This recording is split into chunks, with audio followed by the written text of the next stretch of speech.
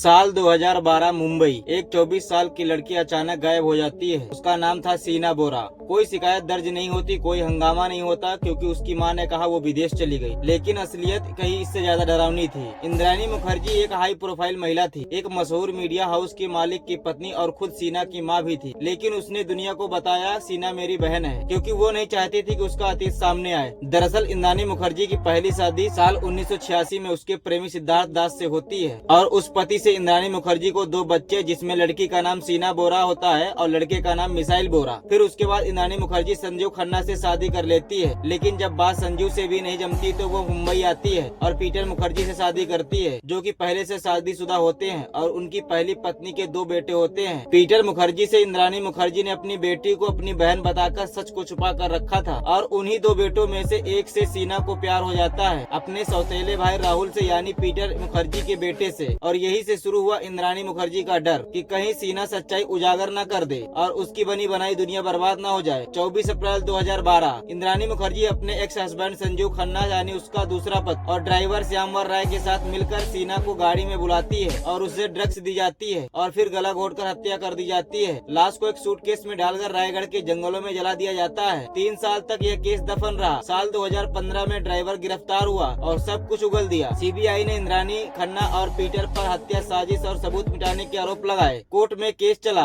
लेकिन साल दर साल ट्रायल खिंचता गया। साल 2022 में इंद्राणी को बेल मिल गई। वही इस मामले में आरोपी संजीव खन्ना और श्यामवर राय भी फिलहाल जमानत पर बाहर आ गए। इस उलझी हुई कहानी का कभी अंत ही नहीं हुआ और 2024 में सबसे बड़ा चौंकाने वाला मोड़ सामने आया। कोर्ट में बताया गया कि सीना की हड्डियां यानी असली सबूत अब गायब हो चुके हैं। एक मां ने बेटी को इसलिए मार डाला ताकि झूठ की बनी बनाई उसकी दुनिया उसके पति पीटर मुखर्जी और सबके सामने न आ जाए। तो सवाल आज भी वही है कि क्या एक बेटी को इंसाफ मिलेगा या फिर ये केस ऐसे ही रह जाएगा। भारत के सबसे जघन्य अपराधों में से एक the realist theory YouTube channel पर ऐसी ही कहानियों के लिए जुड़े रहिए।